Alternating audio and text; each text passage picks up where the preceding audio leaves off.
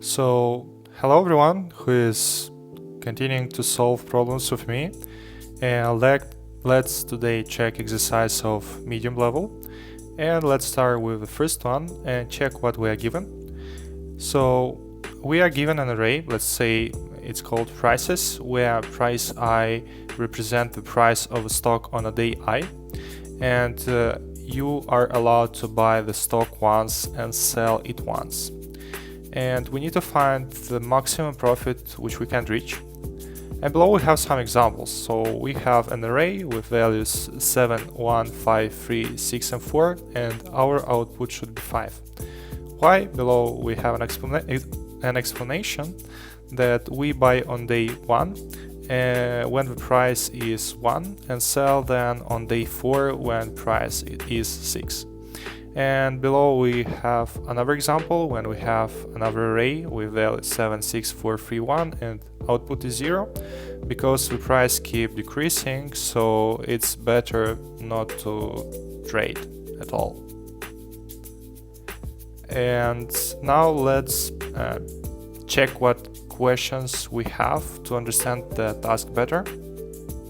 So what are we given and what do we need to return? Can we sell the stock before buying it? What is maximum profit? And answers are, so what are we given and what do we need to return? We are given an array with prices where price I is the stock price on day I, and we need to return the maximum profit from buying one and selling once, which means that our method should take like argument an array and return an int. Can we sell the stock before buying it? No, we must buy first and sell later, which means that we can use the same pattern which we already used before when we have two arrays and j is equal to I plus 1. And what is maximum profit? It is the difference between the selling price and the buying price, where profit is equal to sell price minus buy price. So I hope these questions helped you to understand what we need to do. And now let's continue and see how we can implement that. So how I already mentioned, we can use for and inner loop, so for inside for. So okay, we already identified that our method should return int. Yes, let's do this. And now let's create, let's indent the method for name for our method. Also, we already identified that our method should take like argument an array with prices per day. Cool. So let's create our loop in order to iterate through our array. And I want to explain you the idea here. So I want to iterate through all my array and for every element to find difference and then just to select the better one, so maximum profit. And for that I want to use a for and an inner loop.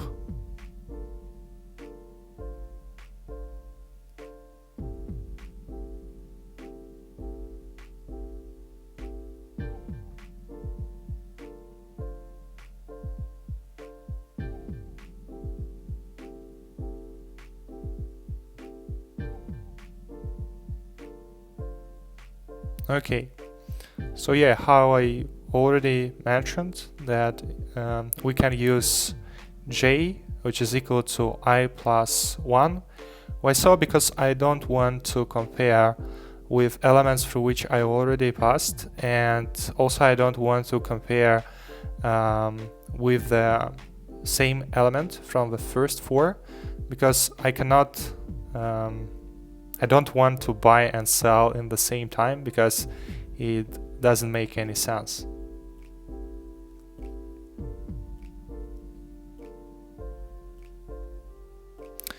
Right now I want to calculate the current margin.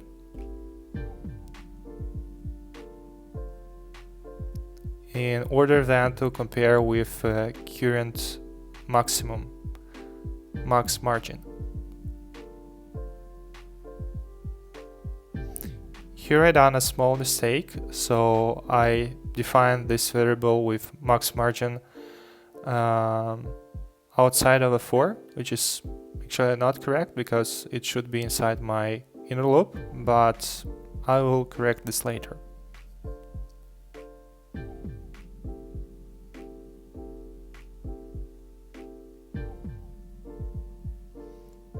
Yeah, also right now we need to compare the current maximum with the max margin.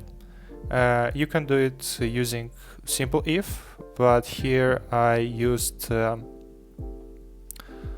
method called max, which identify the maximum number between two.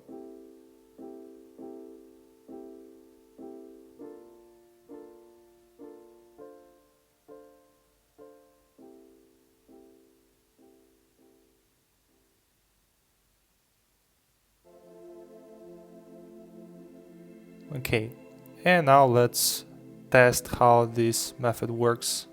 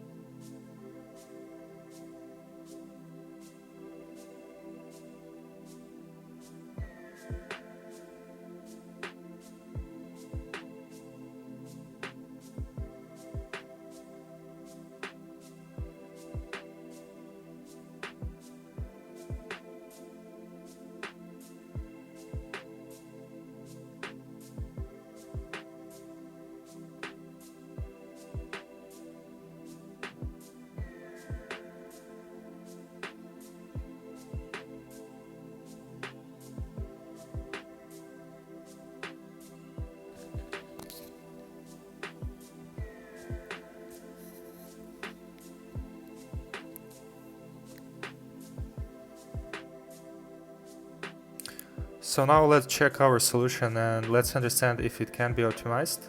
And let's first of all answer to some questions.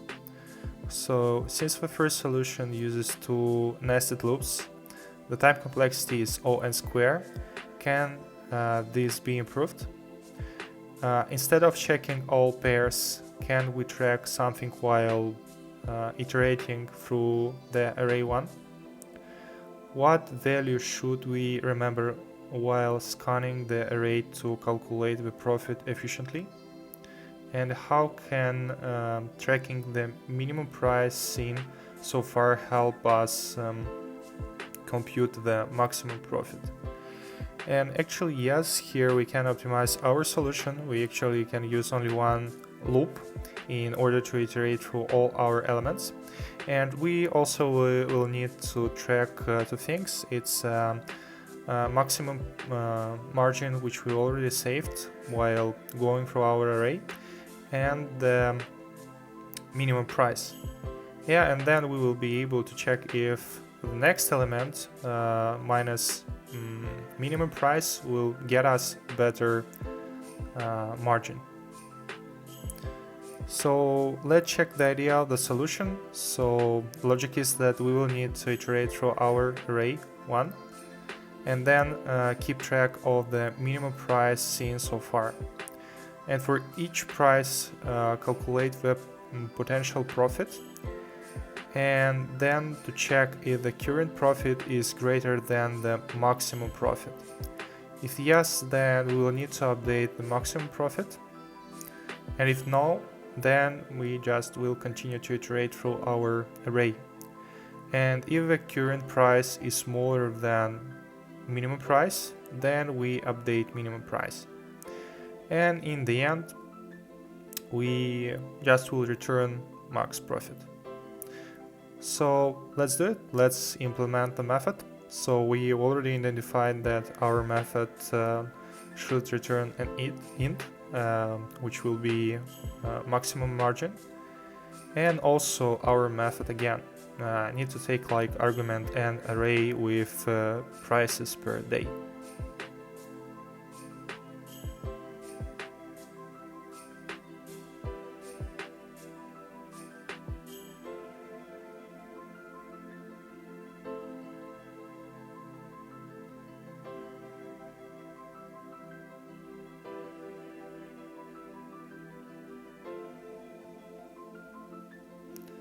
Okay, now we will need to create two variables in order to keep our state.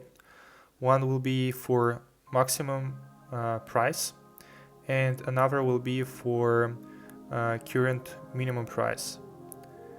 Yes. And then we will be able to check if current margin is better than max margin, which we already calculated. Here I create for each loop. Why so? Because we don't need to track index of elements. Here we will need a condition which will check if the current minimum price is less than that one which we already saved.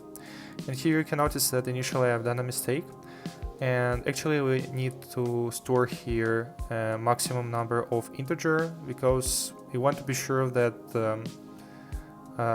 elements from our array will be less than initial current margin. This we'll need just for first iteration.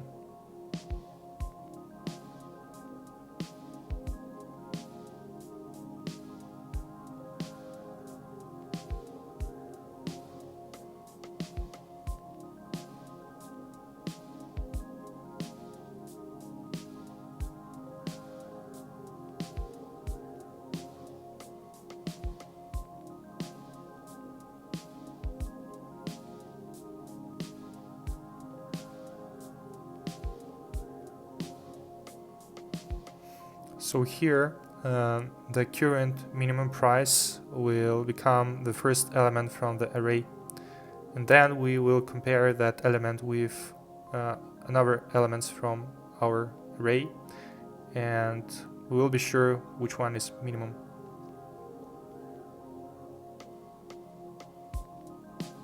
Here I want to calculate the current margin in order then to compare with the max margin which we already have, and right now it's on the first iteration it will be 0. And here obviously, let's say if our first element is 3 minus 0, it will be 3, so current margin will become 3.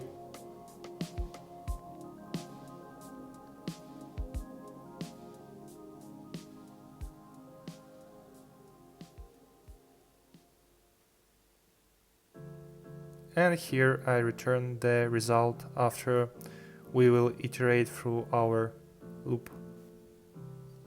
Okay, now let's check the next exercise.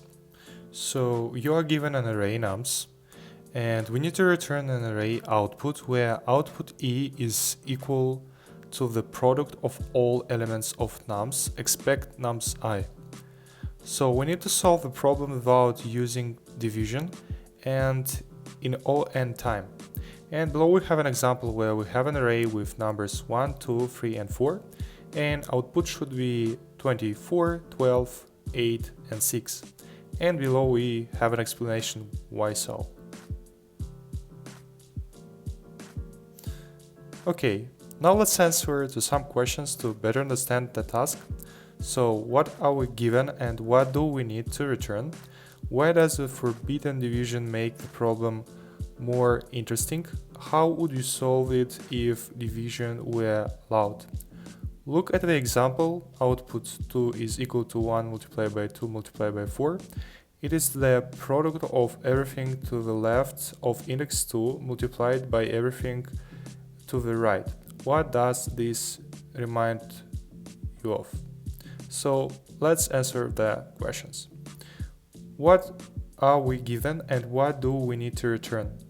We are given an array nums. We need to return an array output where output E is the product of all elements except nums E, which means that our method will take an array and will return another array. Why does the forbidden division make the problem more interesting? How would you solve it if division were allowed? Without divisioning, we must compute product differently. If division were allowed, we could compute the total product of the array and divide it by nums E. Look at the example. Output 2 is equal to 1 multiplied by 2 multiplied by 4. It is the product of everything to the left of index 2 multiplied by everything to the right. What does this remind you of? It reminds us of prefix product left side and suffix product right side. So I hope it helped you to understand better the task. So let's go to the solution. So here I have an example for you. So let's imagine that initially we have this array with numbers 1, 2, 3, and 4. And we can calculate the products from the left and the right. So you can see that for number 1, the product from left is 1 because we don't have any number, and we need to multiply it by 1 in order to get 1. For 2, it will be 1, for 3 it will be 2, and for 4 it will be 6 because 3 multiplied by 2 and multiplied by 1, it will be 6. And then we do the same for the right side. And if we multiply the results from the left and right, we will get exactly what we need. So let's proceed and start to implement our method. So we already identified that our method should return an array of integers. So let's do it. Let's call our method find product without itself.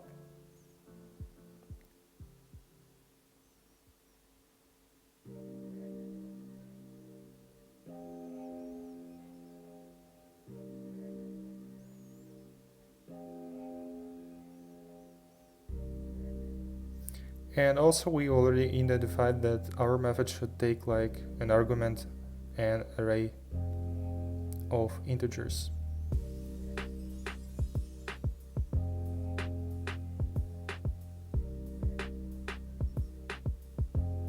Okay, cool. Now let's create two arrays where we will store products from left and right side.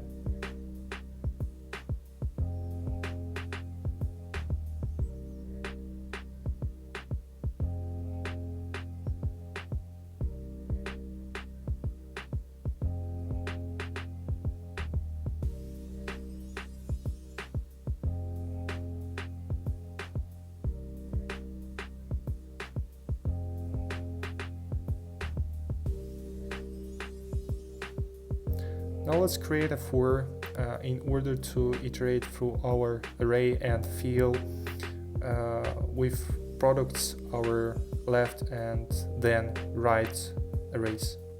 This one will be for left array first.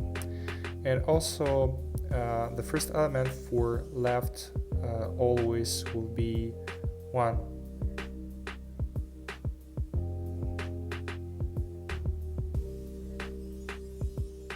Because again, the first element from the array is 1 and he doesn't have any elements from the left side, so we will need to multiply it by himself.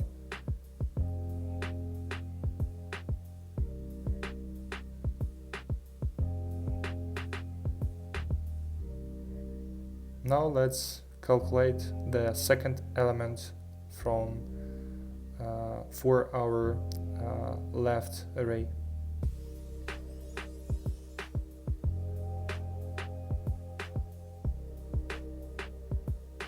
So it will be the product from the left side for number 2, which is 1. Now let's do the same for right array. So for products from the right side.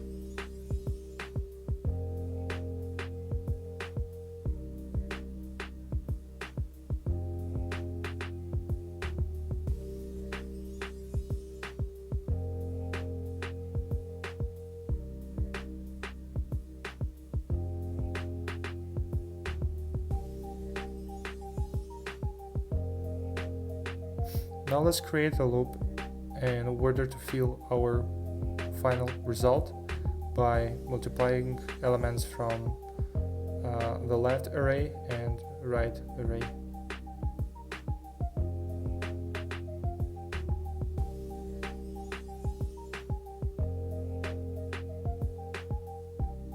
Here we need to create an array for our results.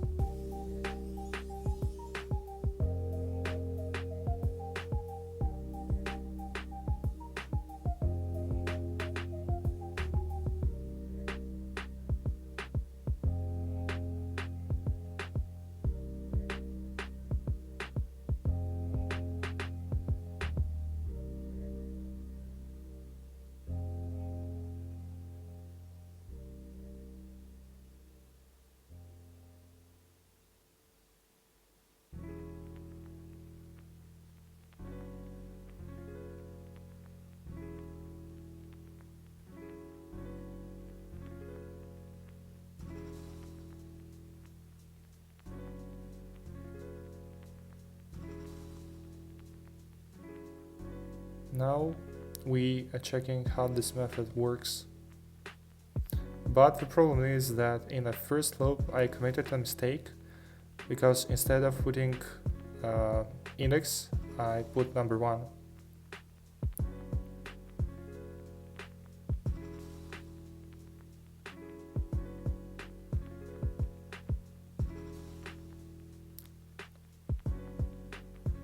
So you can see the problem.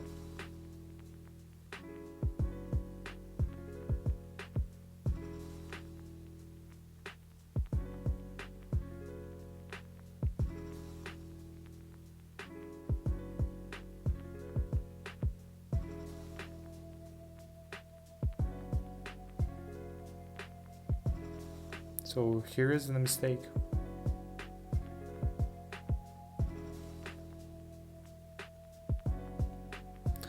Now let's go back and analyze our solution.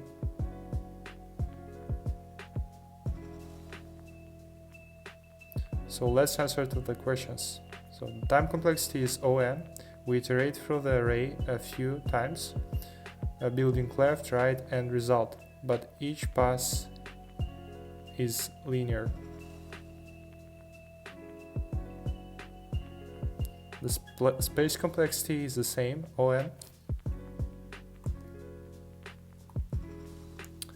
And because we created 3 arrays, left, right, and result. So I think that the result is optimal and we leave it how it is. Now let's check the next exercise and what we are given. And we are given an array of numbers, nums, and we need to find a subarray with maximum sum and return the sum. And below we have an example where we have an array with numbers like -2, 1, -3, 4, -1, 2, 1, -5, and 4. And answer in that case is 6, because our subarray is 4, -1, 2, and 1, and it gets us the best sum from this array.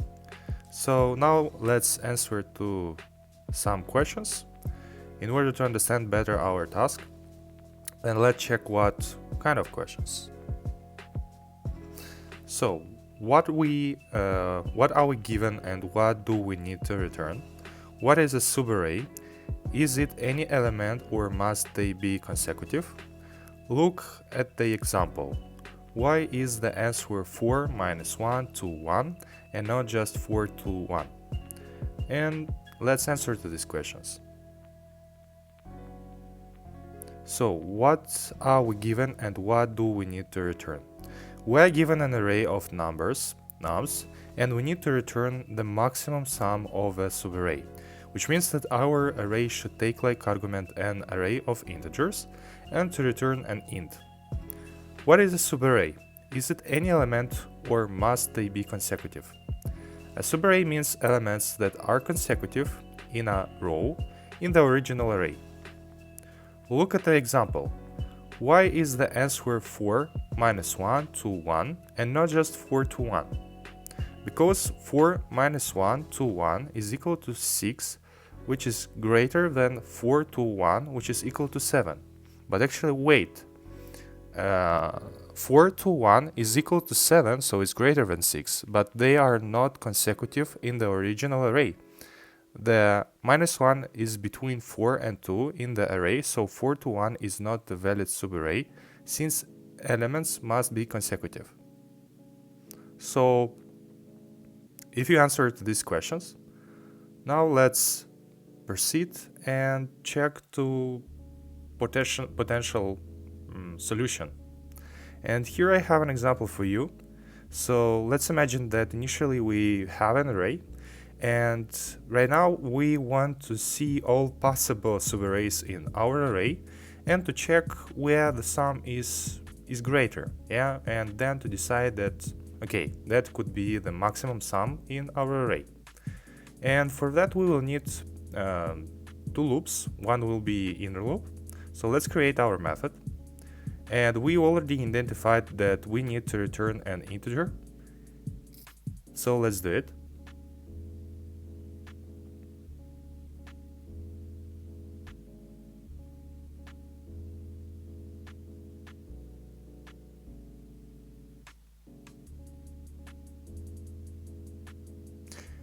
Here I done a small mistake. Actually, I return an array of integers. I will correct it a little bit later, but here we need to return an int. And also we already identified that our method should take like an argument an array of integers.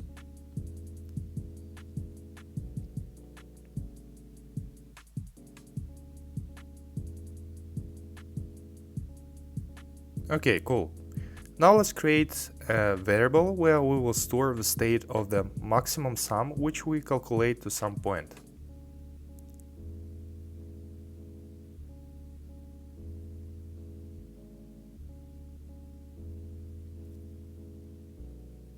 After we will be able to use it in order to compare with the current sum. So now let's create a for and iterate through our array.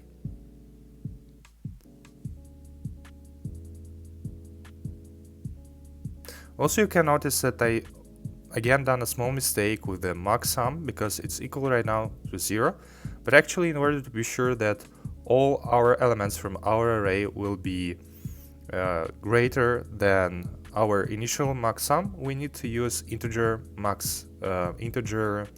mean value. Now let's create a variable where we will store the state of the current sum, and then we will be able to compare with maximum sum. And let's create the inner loop.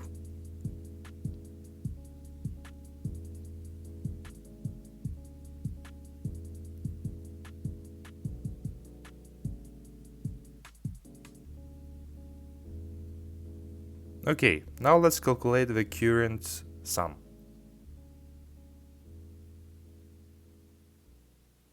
Yeah, here I make the 6 because, how I already mentioned, the maximum sum from the beginning should be not equal to 0 because we can have elements in our array which are with sign minus, let's say -1 or -2, so we need to use integer mean value.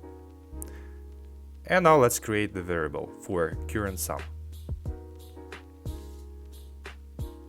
Actually, let's initialize it because we already created.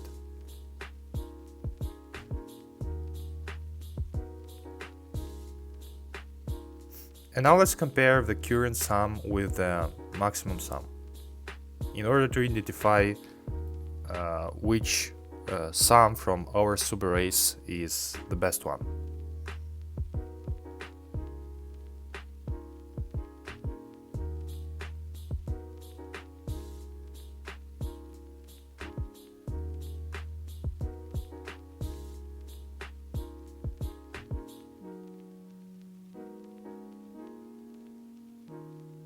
Okay, let's return the answer.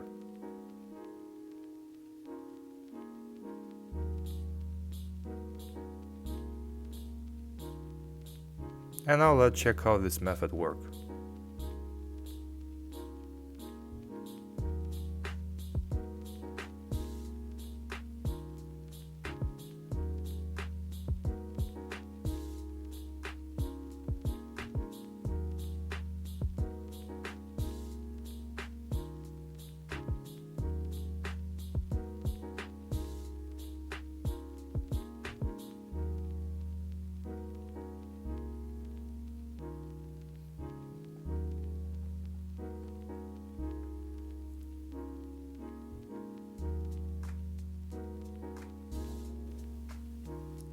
So now let's analyze our solution and let's check if it can be improved, and let's answer to some questions.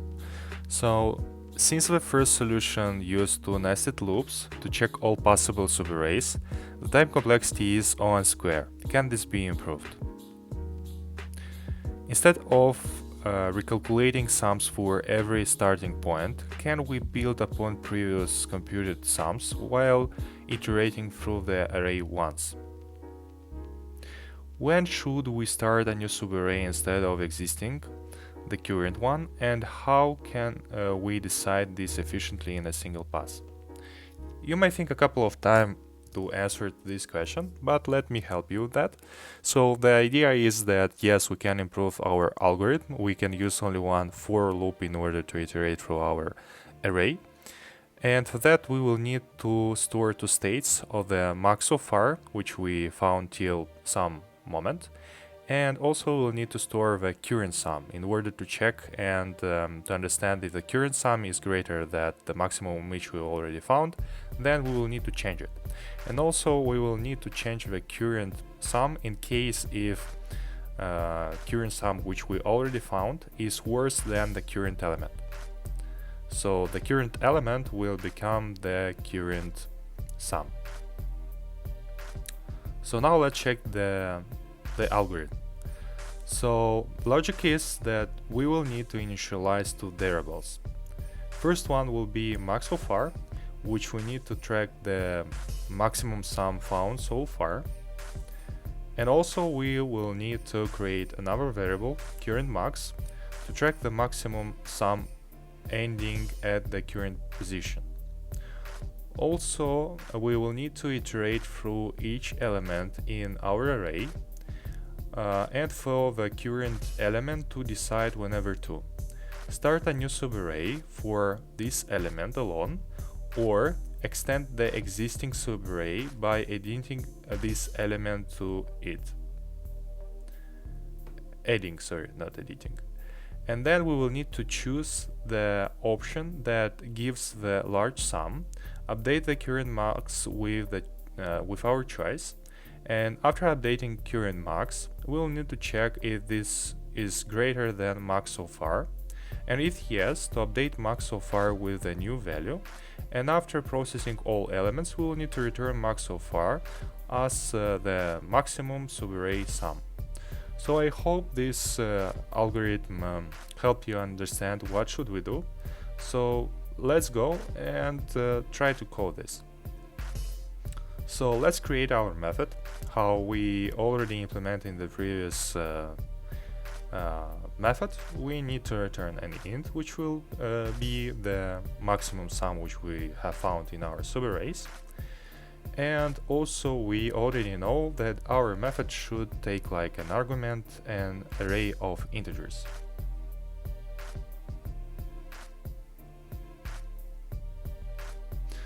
Okay, now we will need to create two variables. One will be for max so far, so maximum value which we have found till some point of time, and another will be current sum. And also here we need to initialize this variable with integer mean value in order always to be sure that our elements will be greater than this initial variable.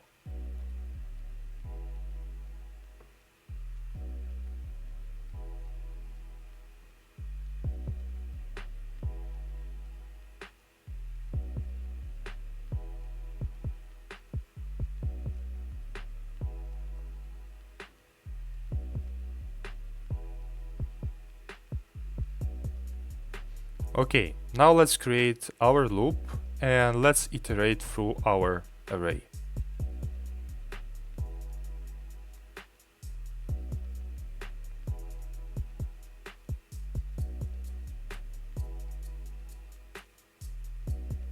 Here actually we can use a simple for each because we don't need to monitor the index, and I will do it a little bit later.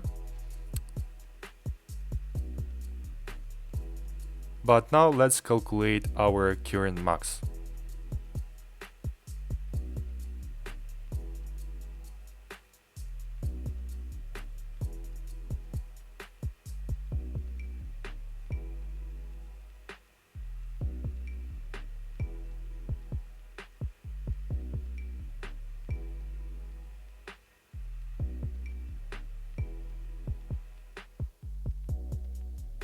Okay, cool. Now we need to check which value is greater.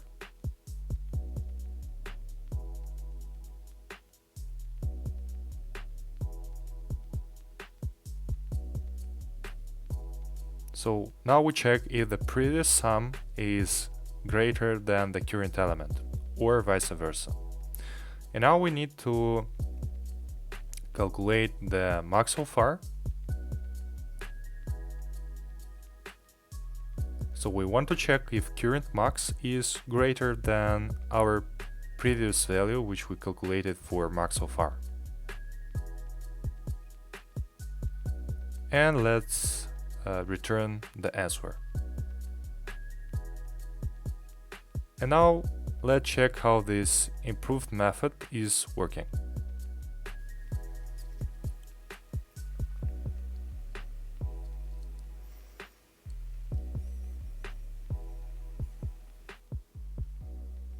Okay, now let's see the next exercise and let's check the condition. So we are given an array of strings and we need to group all anagrams together and return a list of groups. And below we have an example where we have an array of strings it, t, tan, 8, not, and but. And below we see a result, a list of grouped anagrams inside another list. And now let's answer to some questions in order to understand better what we need to do. So, what are we given and what do we need to return? How to determine if two strings are anagrams? We already actually solved a valid anagram. What was the key idea there? If you sort the letters in it, what do you get? And in t and in at. So let's try to answer to these questions.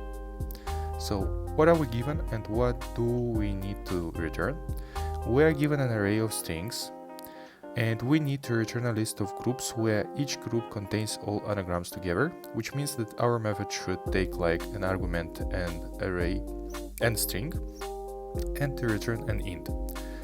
How to determine if two strings are anagrams? We already solved a valid anagram. What was the key idea there? Two strings are anagrams if they have the same characters with the same frequencies. The key idea is to sort both strings. If the sorted version are equals, then they are anagrams. If you sort the letters it, what do you get? End in t and in at. So all three become the same strings. Cool. Now let's try to implement this. So here we have an example with some elements, and below you can see what result we need to have. So how I already mentioned, we already identified that our method should return an int. Yeah, this will be how, actually sorry, not an int but a list of lists with strings, because yeah, we need to see all grouped anagrams, and our method should get like argument and string.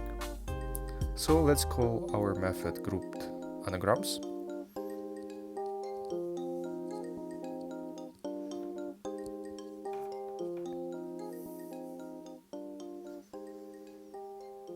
Okay, now let's create a set, actually a map, where we will store all our grouped anagrams.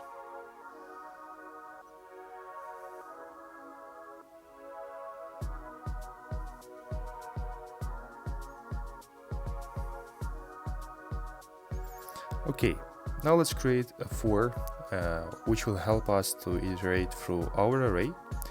And actually in that case, because we don't need to track the index of each element, we can use for each.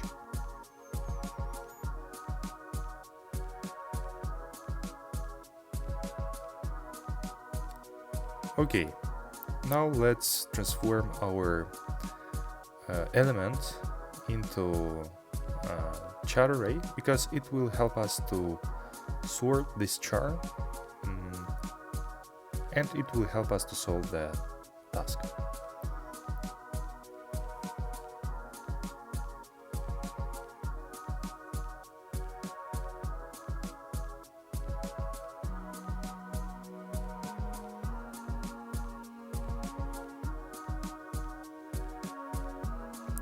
Cool.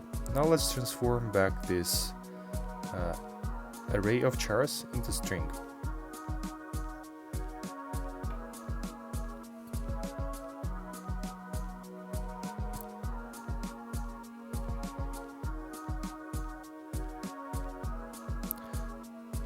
Now you can use an if statement in order to validate if in a current map you already have this key, but in my case I will use a method called compute if absent, which will add a new element in a list if key already exists, or will create a new list and will add a new element there.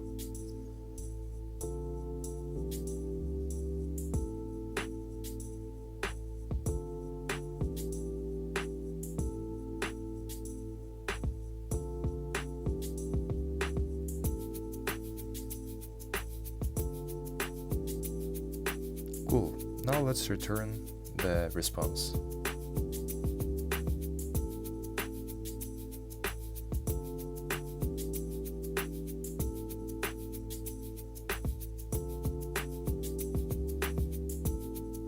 Okay, let's check how this method works.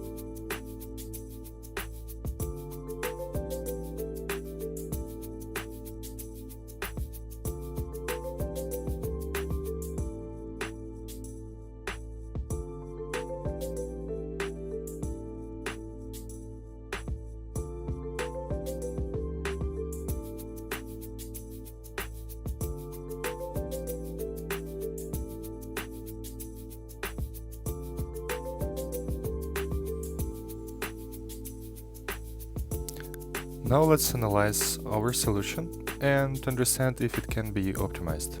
And let's answer to some questions. So the type complexity is onk log key because we iterate through the array once, but for each string we sort it and it takes ok log k.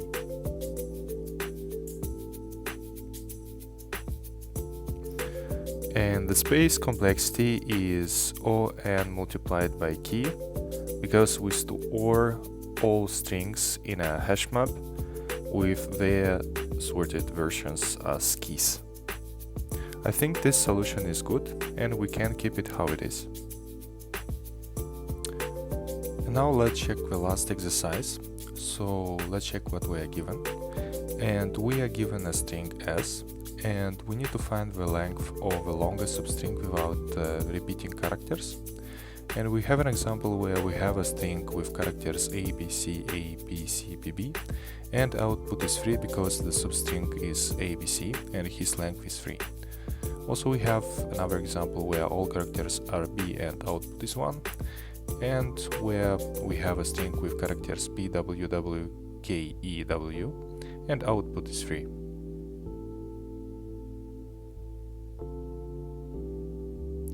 Now let's answer to some questions.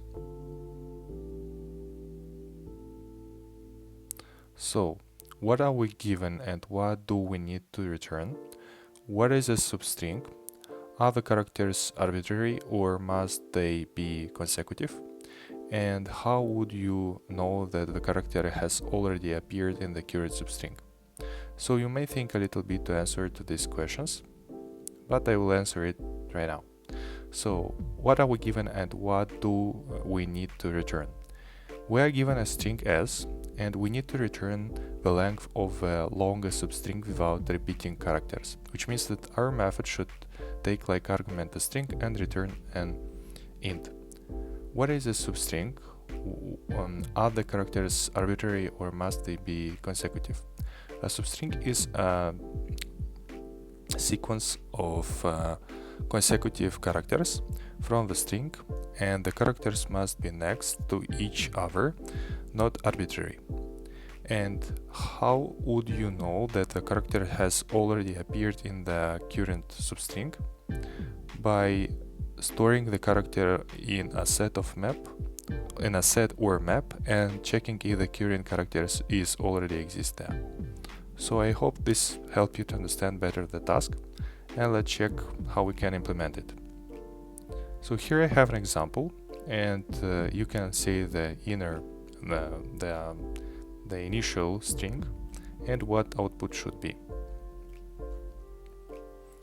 So let's create our method, and we already identified that our method should return an int, so let's do it. And let's call our method find longest substring without repeating. And also we already identified that this method should take like argument a string.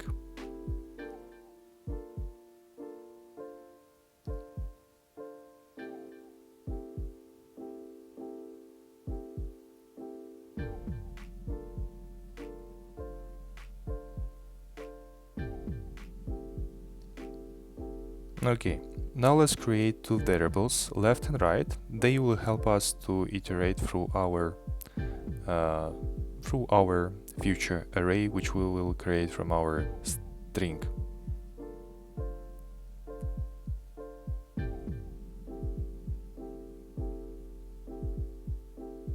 When in general we will need to create a character array from our initial string, because it just will help us to iterate and to manipulate through all characters in that string.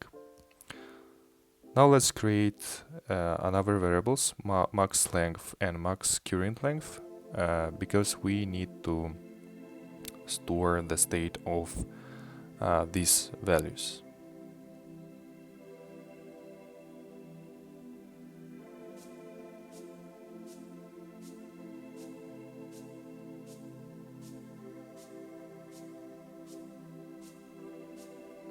And now let's transform our string in an array of characters.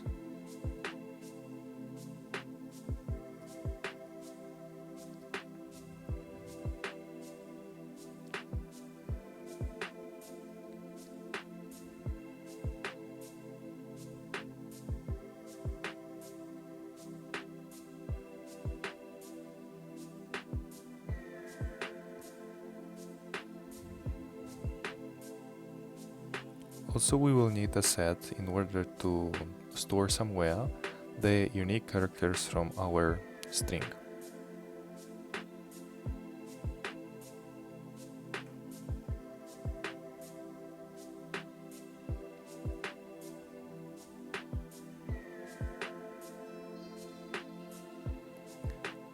Now let's create a while loop in order to iterate through our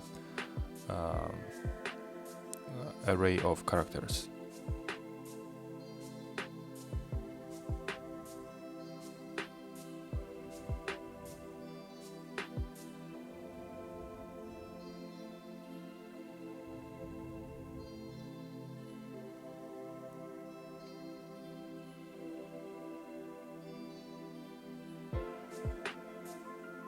Now, because we want to check if the current element is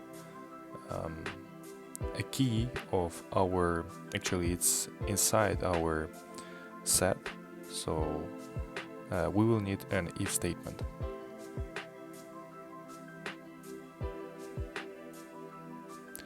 And if it's present, we will need to remove it and to increment the left variable.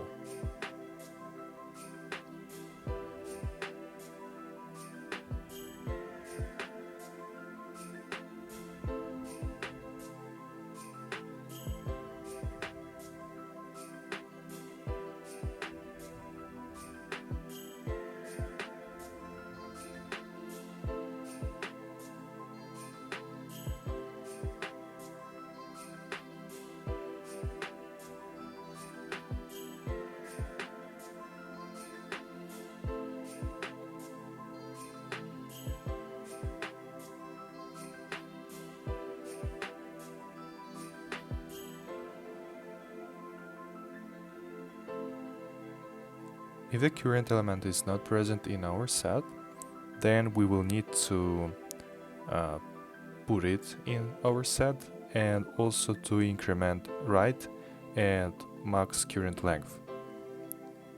And also we will need to calculate the max length and check if the previous max length, which we already calculated, is less than max current length.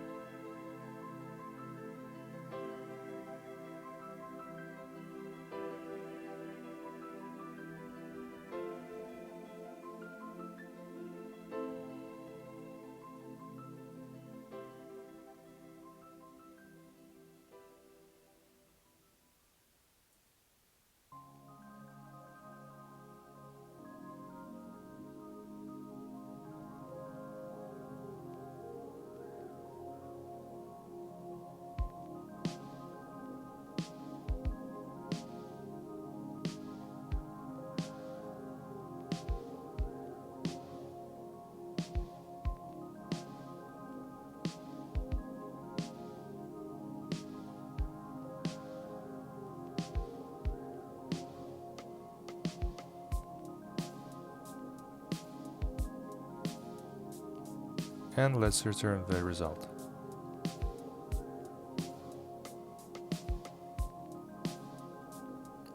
Let's check how method is working.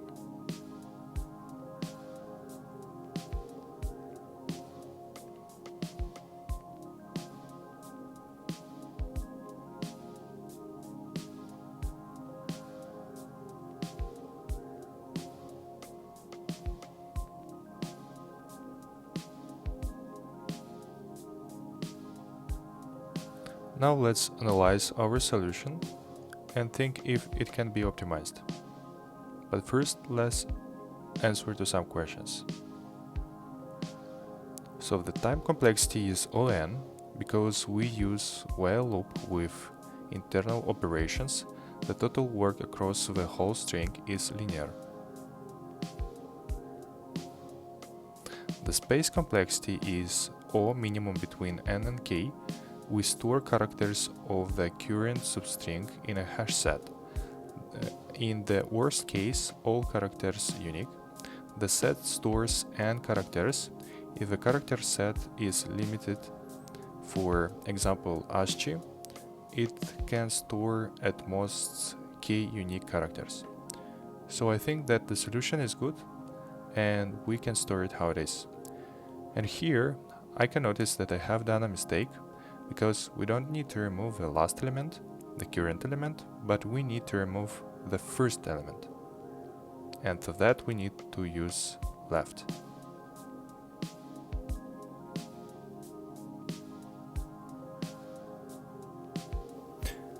And now let's check what data structures and algorithm patterns we have used. So for best time and buy sell stocks, sliding window. For product of arrays except self, prefix and suffix pattern. For maximum subarray cadence algorithm.